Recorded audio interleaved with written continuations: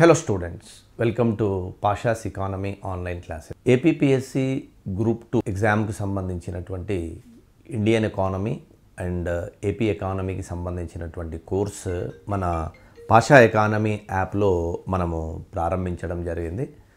Already ఈ కోర్సుకు సంబంధించినటువంటి క్లాసెస్ కానివ్వండి, వీడియోస్ కానివ్వండి, మనము ఫ్రెష్గా రికార్డ్ చేసి పెడుతున్నాము. ఇక్కడ కూడా మన ఓల్డ్ వీడియోస్కు అవకాశం లేకుండా, ఓల్డ్ వీడియోస్ లేకుండానే మనము ఈ కోర్సును మనం ప్రమోట్ చేస్తున్నాము. సో ఫ్రెండ్స్, ఇక్కడ చెప్పదలుచుకున్నటువంటి అంశం ఏంటి అంటే, విద్యార్థులు చాలామంది ఏమనుకుంటున్నారంటే, నోటిఫికేషన్ వచ్చిన తర్వాత, ఇప్పుడు నోటిఫికేషన్ లేదు కదా, నోటిఫికేషన్ వచ్చిన తర్వాత మనం ఎకానమీని చదవాలి, ఎకానమీ చాలా డైనమిక్గా ఉంటుంది కదా అని అనుకుంటున్నారు. సో ఫ్రెండ్స్, మీకు అందరికీ చెప్పవలసినటువంటి అంశం ఏంటి అంటే, లాస్ట్ ఇయర్ 2024లో కండక్ట్ చేసిన మనకు ఏపీపీఎస్సీ గ్రూప్ 2 మెయిన్స్ క్వశ్చన్స్ పేపర్స్ను మీరు చూసినట్లయితే, ఆ క్వశ్చన్స్ను చూసినట్లయితే, ఆ క్వశ్చన్స్ అన్నీ కూడా చాలా స్టెటిక్గా, లాజికల్గా, కాన్సెప్ట్ ఓరియంటెడ్గా, డైనమిక్గా ఉన్నటువంటి ఏరియాస్ మీదనే మన పబ్లిక్ సర్వీస్ కమిషన్ వారు ఎక్కువగా ఫోకస్ చేశారు. నేను పదే పదే చెప్పినాను, ఆ క్వశ్చన్స్ యూపీఎస్సీ స్టాండర్డ్స్ కన్నా మించి ఉన్నాయి. కాబట్టి కొత్త ఏరియాస్, నేను చెప్పేది కొత్త areas, they focused on the new themes or new areas. So ఆ ఏరియాస్ను ఐడెంటిఫై చేసి చదువుకోవడం అనేది మన ముందున్నటువంటి సవాల్. ఎకానమీ 75 మార్కులకున్న అది డిసైడింగ్ ఫ్యాక్టర్ అయింది. ఏపీ ఎకానమీకి ప్రాధాన్యత తక్కువగా ఇచ్చేసి ఇండియన్ ఎకానమీకి ప్రాధాన్యత ఎక్కువగా ఇచ్చి కొన్ని యూనిట్స్ను కంప్లీట్గా స్టూడెంట్స్కు కన్ఫ్యూజ్ చేసి ఇబ్బంది కలిగించినాయి లాస్ట్ ఇయర్ క్వశ్చన్స్. అందుకని ఈసారి నేను ఫ్రెష్గా వీడియోలు చేయడానికి రీజన్ ఏంటి అంటే, ఈ 2024లో జరిగినటువంటి క్వశ్చన్ పేపర్ను, ఇంతకు ముందు ఉన్నటువంటి క్వశ్చన్ పేపర్ను పరిగణనలోకి తీసుకొని మన క్లాసెస్ అన్నీ మాడిఫై చేద్దామనే ఉద్దేశంతో నేను దీన్ని ఫ్రెష్గా టేకప్ చేసినాను. కాబట్టి ఒక స్టూడెంట్ కోచింగ్ నోటిఫికేషన్ వచ్చిన తర్వాత కోర్స్ చదువుతాను, అప్పుడు నేను ఎకానమీ స్టార్ట్ చేస్తానంటే అది మీరు మీ వల్ల సాధ్యం కాదు. అది నేను మళ్ళీ చెప్తున్నాను. కొన్ని క్వశ్చన్స్ అయితే మనకు పుస్తకాలలో లేనివి, మనం విననటువంటి క్వశ్చన్స్ కూడా ఎగ్జామ్లో అడిగారు. ఉదాహరణకు చూడండి, మీరు ఈ ఒక క్వశ్చన్ నేను బోర్డు మీద తీసుకున్నాను చూడండి. ఆ క్వశ్చన్ ఏంటి, ఇప్పుడు జాతీయ ఆదాయము చాలా డెప్త్గా వివిధ బుక్స్లలో వివిధ రకాలుగా మనం చదువుతాం, ఎన్నో రకాల పుస్తకాలను రెఫర్ చేస్తాము, ఎన్నో క్లాసెస్ వింటాము. ఎంత లోతుగా వెళ్ళి ఆ జాతీయ ఆదాయాన్ని మనము చెప్పినా ఏదేదో చదువుతాం మనం. ఉదాహరణకు జీడిపి ఏంటి, జిఎన్పి ఏంటి, ఎన్డిపి ఏంటి, ఎన్ఎన్పి ఏంటి, మరి పర్సనల్ ఇన్కమ్ ఏంటి, పర్ క్యాపిటల్ ఇన్కమ్ ఏంటి, తర్వాత ఇవన్నీ చదువుకుంటూ వెళ్తాం. చూడండి, పబ్లిక్ సర్వీస్ కమిషన్ వారు 24లో పాటించిన వాళ్ళ యొక్క థీమ్ చూడండి, కొంత అస్టానిషింగ్ ఫ్యాక్టర్ అది. సడన్లీ ఒక కొత్త షిఫ్ట్, ఒక paradigmic shift towards dynamic approach అని చెప్పడానికి. ఎందుకంటే వాళ్ళు పాటించింది చూడండి, నేషనల్ ఇన్కంలో the part of investment increase or decrease which take place due to change in the level of national income in terms as అన్నాడు. చూసారా, జాతీయ ఆదాయ స్థాయిలో మార్పుల కారణంగా జరిగే పెట్టుబడి భాగాన్ని పెరుగుదల లేదా తగ్గుదల ఏమని అంటారు. అంటే బహుశా గ్రాస్ ఇన్వెస్ట్మెంటు, నెట్ ఇన్వెస్ట్మెంట్ మనకు ఐడియా ఉంది, కానీ ఈ ఇండ్యూస్డ్ ఇన్వెస్ట్మెంట్ అనేది బహుశా మన ఇండియన్ ఎకానమీ నోట్స్లో కానీ క్లాసెస్లో కానీ ఎక్కడ ఈ పదాన్ని ఉపయోగించి చెప్పకపోయి ఉండవచ్చు, ఎక్కడ మీకు అందుబాటులో లేదు ఇది. చూడండి, ఇండ్యూస్డ్ ఇన్వెస్ట్మెంట్, అటానమస్ ఇన్వెస్ట్మెంట్, ఇది రెండు కూడా మనకు మేనేజ్మెంట్ రిలేటెడ్ టర్మ్స్. ఇవి మేనేజ్మెంట్ రిలేటెడ్ టర్మ్స్. ఇవి సాధారణంగా చాలా కొత్త కాన్సెప్ట్లు జీడిపిలో చెప్పి ఉన్నాము, కొత్త కాన్సెప్ట్లు ఆ యూనిట్లో మనం చెప్పి ఉన్నాం. కానీ మనము పెట్టుబడి అనేసరికి మనం ఎక్కువగా మన నోట్స్లో, మన పుస్తకాల్లో జాతీయ ఆదాయంలో ఫోకస్ చేసేది జిఎఫ్సిఎఫ్ మీదనే ఫోకస్ చేస్తాము. Hard gross fixed capital formation మీదనే చెప్తాం, కానీ ఎక్కడ కూడా ఈ రకమైనటువంటి కవర్ కావు. నేను ఎందుకు చెప్తున్నానంటే, ఇవన్నీ డైమెన్షన్లు చూపిస్తూ మన పాషా ఎకానమీ యాప్లో నా క్లాసులు ఉంటున్నాయి కూడా. అందుకని మీకు చెప్తున్నాను నేను. మీరు కొంచెము డేటానే కదా, మారుతుంది కదా అంటే, నాకు ఒక అభ్యర్థి ఏమంటాడంటే, ఎకానమీ అనేది ఎగ్జామ్ ముందు బడ్జెట్ సర్వేలు చదవాలి కదా అంటే, నీకు అప్పుడు అది అర్థం అవ్వాలి కదా, నువ్వు ఎగ్జామ్ ముందు చదువుతున్నావు, ఎగ్జామినర్ ఎప్పుడూ చదివి పెట్టుకుంటున్నాడు, అక్కడ మీరు తప్పు చేస్తున్నారనేది నా బాధ. అంటే నేను మీకు మీకు మీకు మీకు ఏం చెప్తున్నాను, ఒక ఐడియా చెప్తున్నాను, నేను ఒక మీకు అలర్ట్ చేస్తున్నాను. మీరు ముందు నుంచి సబ్జెక్ట్ యొక్క డిఫరెంట్ డైమెన్షన్ చూడండి. సరే, ఇప్పుడు ఈ పీవైక్యూ జరిగింది. నేను ఎందుకు చెప్తున్నానంటే ఇది బహుశా మీ క్లాసెస్లో కానీ ఆన్లైన్లో ఆఫ్లైన్లో కానీ మీకు ఎక్కడ ఈ పదమే కవర్ కాలేదు నాకు తెలిసేదే. పుస్తకాల్లో కూడా లేదండి అది. పుస్తకాలు చదివి మీరు మానసిక సంతృప్తి చెందుతున్నారు, కానీ అలా మీరు ఫేమస్గా ఉన్న ఆ పుస్తకాలు తీసుకొని వాళ్ళ పేరు మీద మీరు చదువుతున్నారు, కానీ ఎగ్జామ్ పాయింట్ ఆఫ్ వ్యూలో మాత్రం అది ఉండడం లేదు. ఎంత అలసత్వం అంటే ఆన్లైన్ కోర్సు తీసుకొని కూడా ఆన్లైన్ కోర్సులో అవైల్ చేసుకోలేకపోతున్నారు. Especially for the Telugu medium aspirants అండి. మీరు అది చదవాలి, మీకు చాలా బాధ్యత ఉంది. అది చదవకపోతే మాత్రం మనం ఇబ్బంది పడతాము. అందుకే నేనేం చేస్తున్నానంటే పీవైక్యూస్ ఏమైనా ఉన్నా అంటే ఇప్పుడు చూడండి, పీవైక్యూస్ 2024లో మనకు ఏపీపీఎస్సీ గ్రూప్ 2 ఉంది, అలాగనే ఏపీపీఎస్సీ గ్రూప్ 1 ప్రిలిమ్స్ ఉంది, అలాగనే ఇక్కడ పక్కన తెలంగాణలో జరిగినటువంటి గ్రూప్ 2 గ్రూప్ 1 ఉన్నాయి, యూపీఎస్సీ ఉంది, యూపీఎస్సీ స్టాండర్డ్స్లో కూడా ప్రీవియస్, వీటన్నిటిని చూసుకొని ఆల్ ఇండియా లెవెల్లో జరుగుతున్నాయి ఉన్నాయి.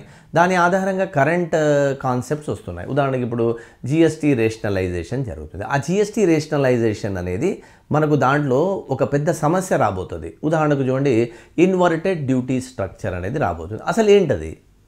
సో అట్లాంటి కాన్సెప్ట్స్ను మనము రీఆర్గనైజ్ చేసి వాటిని మనము రీమాడిఫైగా మన కోర్సులో తీసుకొని, నేను ఎక్కడ కూడా పాత వీడియో లేకుండా మళ్ళీ ఫ్రెష్గా చెప్తున్నాను అన్నీ కూడా. బహుశా ఇది మీకు చూడండి ఆ 75 కానీ మీకు ఆ మార్కులు స్కోరింగ్లో మీరు కొంచెం తగ్గినా మీరు ఇబ్బంది పడతారు. డైమెన్షన్ మారిపోయిందండి ఎకానమీది భారీగా. ఇప్పుడు మీరు ఏ రంగంలో అయినా తీసుకోండి.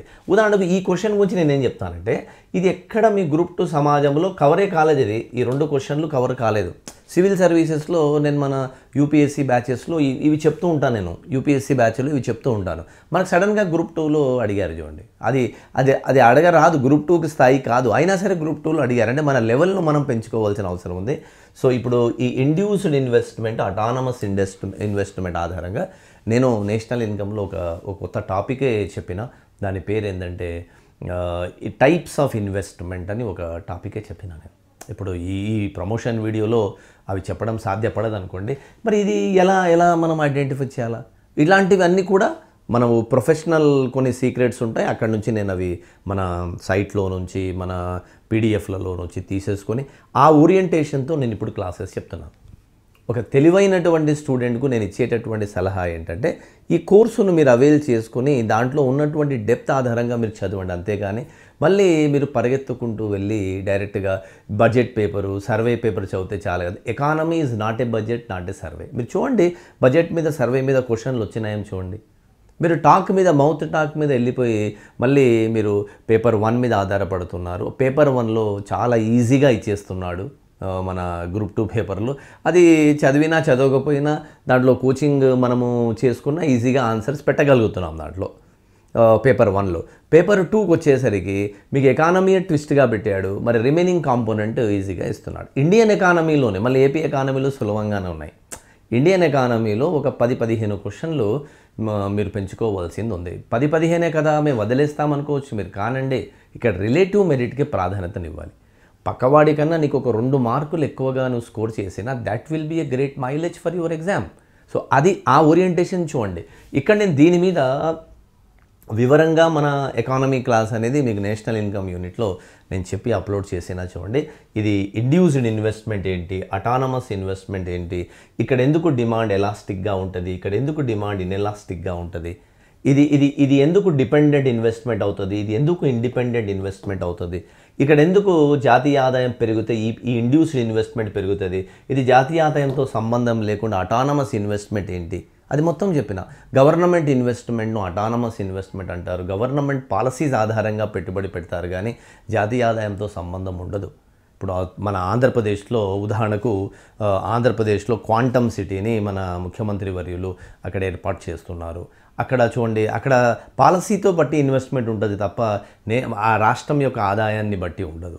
కానీ ఒక పెట్టుబడిదారుడు ఎప్పుడైతే మన దేశంలోకి వచ్చి పెట్టుబడి పెడతాడో the investor always see our national income, అసలు అక్కడ జీడిపి ఎలా ఉంది, జిఎన్పి ఎలా ఉంది చూసుకొని పెట్టుబడి పెడతాడు. అవన్నీ ఆ ఫ్యాక్టర్స్ చూసుకొని పెట్టుబడి పెడితే దాన్ని ఇండ్యూస్డ్ ఇన్వెస్ట్మెంట్ అంటారు. అట్లా ఏమీ కాదు, డైరెక్ట్గా గవర్నమెంటే పెట్టుబడి పెట్టింది అనుకోండి, దాన్ని మనం అటానమస్ ఇన్వెస్ట్మెంట్ అంటారు. సో అట్లా కొన్ని రకరకాల ఇన్వెస్ట్మెంట్ చెప్పిన నేను ఎందుకు చూపిస్తున్నానంటే ఈ క్వశ్చన్ ఒకటి చాలు మీరు నిర్ధారణ చేసుకోవడానికి. నేను ఎగ్జామ్ నోటిఫికేషన్ వచ్చినాక చదువుతానంటే అప్పుడు మీరు రివిజన్ చేసుకోవాలండి అప్పుడు. అందుకే మన యాప్లో మంచి వ్యాలిడిటీతో ప్రతి అంశాన్ని డైమెన్షన్గా చెప్తూ పీవైక్యూస్ని ఎక్స్ప్లెయిన్ చేస్తూ నేను పర్ఫెక్ట్గా వీడియోస్ మీకు అందిస్తున్నాను. ఈసారి చాలా స్ట్రాటజిక్గా ఆ కోర్సు నేను చేస్తానండి. మీకు ఆ కోర్స్ ఆన్లైన్లో ఆ కోర్స్ ఏదైతే ఉందో పాషా ఎకానమీ యాప్లో అది మీకు 100% ఉపయోగపడుతుంది. కొంచెం మీరు దాని అఫోర్డబుల్ ఫీజులోనే ఆ కోర్స్ తీసుకొచ్చినాం కాబట్టి ఇది మీరు ఉపయోగించుకోండి. రెండవది ఏంటంటే మీకు చెప్పేది, మనము డేటా అనుకుంటున్నాము. డేటాకు ప్రాధాన్యత తగ్గి డేటా విశ్లేషణకు ప్రాధాన్యత పెట్టాడు. చాలా క్వశ్చన్స్ ఉన్నాయి మన గ్రూప్ 2 క్వశ్చన్ పేపర్, మీరు ఒకసారి చూస్తే ఆశ్చర్యపోతారు ఎలా అడుగుతున్నారనేది. ఇప్పుడు ఎకానమీ యొక్క డైమెన్షన్స్ మీరు ఓన్లీ కరెంట్ ఎకానమీ అనుకుంటున్నారు, కాదు, ఆ దాంట్లో మూలాలు ఉన్నాయి. అది చూడండి. అసలు నేషనల్ ఇన్కమ్ యూనిట్లోనే నాకు అరౌండ్ నియర్ అబౌట్ 30 వీడియోస్ దాకా వచ్చినాయండి. నేను ఒక నేషనల్ ఇన్కమ్ యూనిట్ గురించి చెప్తున్నాను. నియర్ అబౌట్ 30 వీడియోస్ ఒక యూనిట్లో నేను పర్ఫెక్ట్గా దాంట్లో ప్రతి దాన్ని విశ్లేషణ చేసుకుంటూ నేను చెప్పుకుంటూ పోతే 30 యూనిట్స్ దాంట్లో 30 వీడియోస్ దాంట్లో వచ్చినాయి ఒక యూనిట్లో. సో అందుకని ఎలాబరేట్గా మీకు ఏం అవసరం అది చెప్తున్నాను. మీరు బుక్స్ రూపంలో చదివితే సరిపోతుంది, నోట్స్ రూపంలో చదివితే సరిపోతుంది అనుకుంటున్నారు, కానీ ఎకానమీ బుక్ రూపంలో మీకు సాటిస్ఫై చేయదు. ఎకానమీ నీకు నోట్స్ రూపంలో నువ్వు అవగాహన చేసుకోలేవు. అందుకే నేను పదే చెప్తాను, ప్రతి సబ్జెక్ట్కు రివిజన్ ఉంటుంది, ఎకానమీకి రివిజన్ ఉండదు. ఎకానమీకి ఆ కాన్సెప్ట్ మీద అవగాహన అవసరము. ఆ కాన్సెప్ట్ మీద అవగాహన ఉంటేనే నువ్వు రాయగలుగుతావు. అంతే తప్ప ఒక మంచి మెటీరియల్ ఇస్తే నేను చెట్టు కింద కూర్చొని చదువుతానంటే అది థియరీ లాగా ఉండదు, అది మీకు అర్థమవ్వాల్సిన అవసరం ఉంటుంది. చిన్న కాన్సెప్ట్ చూడండి, మీరు ఎంత ఇది ఇబ్బంది పాలు చేసి ఉంటుంది. బహుశా చాలామంది ఏంటంటే వాడు రీసెర్చ్ ఉందండి, మనం ఏం తప్పు పట్టలేము. ఇప్పుడు అన్ని క్వశ్చన్స్ మనం అన్ని ఏరియాస్ మనం కవర్ చేసినవి ఎగ్జామ్లో రావాలనే లేదు కదా. వాడు ఇది మనం కవర్ చేయలేదు నేషనల్ ఇన్కంలో, ఎక్కడ కూడా మనం ఆ బుక్స్లో కానీ యూనిట్స్లో కానీ అది ఎక్కడ ఉండదు. అలాంటిది వాడు డైరెక్ట్గా మేనేజ్మెంట్ కాన్సెప్ట్ను దించేశాడు.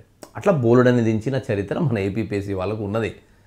డబుల్ డిప్రెసెషన్ ఏంటి, తర్వాత ఇదేంటి, తర్వాత జిఎస్టీలో లేని వస్తువులు ఏంటి, డైరెక్ట్ కాన్స్టిట్యూషనల్ ఆర్టికల్ ప్రకారం జిఎస్టీ కౌన్సిల్ గురించి అడిగాడు. సో ఇవన్నీ ఎందుకు చెప్తున్నానంటే ఆ పీవైక్యూస్ అనేవి స్టూడెంట్కి కాదండి, ఫ్యాకల్టీలకు ఉండాలి. అంటే మనకు పీవైక్యూస్ తెలిస్తే మన టీచింగ్ను డైనమిక్గా మారుస్తూ పోతున్నాం. అందుకే నేను 2024లో వివిధ రాష్ట్రాలలో కండక్ట్ చేసిన, యూపీఎస్సీ కండక్ట్ చేసిన ప్రశ్నపత్రాలను పరిగణలోకి తీసుకొని I have changed all my teaching the style in the online classes. And also I have incorporated the new dynamic dimensions in the particular in our classes, and I would like to reaffirm the word after these protectionism policies in the international arena, like Donald Trump, the tariff war, the protectionism has increased in the world, and particularly multilateralism to bilateralism అవుతుంది.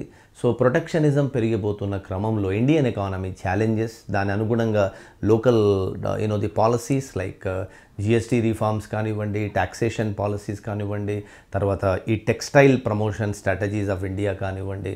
So ministry of commerce and industry, ministry of finance తీసుకొస్తున్న దాన్ని బట్టి మనం international trade కానీ, మన physical policy కానీ, monetary policy కానీ, దాని డైమెన్షన్సే చేంజ్ అయిపోయినాయి. సో వాటన్నిటిని ఇన్కార్పొరేట్ చేస్తూ మన క్లాసెస్లో ఎక్కువగా share market related investment related packages కూడా పెట్టాలి. సో అవన్నీ కూడా నేను ప్లాన్ చేసుకుని కొంత లాంగ్ టర్మ్ బేసిస్ మీద ఈ కోర్సును చేస్తున్నాను. ఒక్కసారి నా కోర్స్ కంప్లీట్ అయిందంటే దానికి సంబంధించినటువంటి the fees and terms and conditions కూడా మారుతాయి. చూడండి, నేను మీకు ఇచ్చేటటువంటి ఇంకొక సజెషన్ ఏంటంటే కోర్స్ అవైల్ చేసేసుకొని ఇక ప్రిపరేషన్ మొదలు పెట్టండి. మీరు ఎప్పుడైనా ఒకసారి నోటిఫికేషన్ రావడం అనేది జరుగుతుంది. సో డెఫినెట్గా విజేత ఎవరవుతాడంటే నోటిఫికేషన్ను వెయిట్ చేసుకోకుండా ఎవరైతే స్ట్రాటజికల్గా చదువుతాడో వాడే విజేత అవుతాడు. అందుకే మీకు అఫోర్డబుల్ ప్రైజెస్లోనే, నా దగ్గర రాకూడదు, ఫీజు తగ్గించండి రాకూడదని ఒక అఫోర్డబుల్ ప్రైసెస్లో పెట్టినాను. కోర్స్ ఒక్కసారి కంప్లీట్ అయిపోతే దెన్ డెఫినెట్గా దాని టర్మ్స్ అండ్ కండిషన్స్ మారిపోతాయి. చూడండి, నేను వాల్యూ అడిషన్తో కోర్స్ చేస్తున్నాను, మీకు పాత వీడియోలు ఏవి పెట్టడం లేదు. నేను పర్ఫెక్ట్గా నేను ఏదైతే నేను డిజిటల్ బోర్డ్ మీద చేసి ఉన్నానో, రీసెంట్గా ఏదైతే చేస్తున్నానో అవే వీడియోస్ ఉంటాయి. మీకు దీంట్లో 25, 26, 26, 27 ద కంప్లీట్ వీడియోస్ అన్నీ కూడా మీకు కమింగ్ బడ్జెట్, కమింగ్ సర్వేలు ఏదున్నా కంప్లీట్ వన్ స్టాప్ సొల్యూషన్గా నేను దీంట్లో పెడుతున్నటువంటి అంశాలు. కాబట్టి you must avail it and become as a group 2 or group 3 or group 1 ప్రిలిమ్స్కి కూడా ఉపయోగపడుతుంది. కాబట్టి you can avail it, syllabus carefully and videos carefully, so that you will be success in the forthcoming examination. So దీని explanation కంప్లీట్గా మన యాప్లో ఉంది. మీరు ఆ కోర్సుగానే పెట్టాను నేను, అది మీరు చూసుకోవచ్చు. Right, thank you.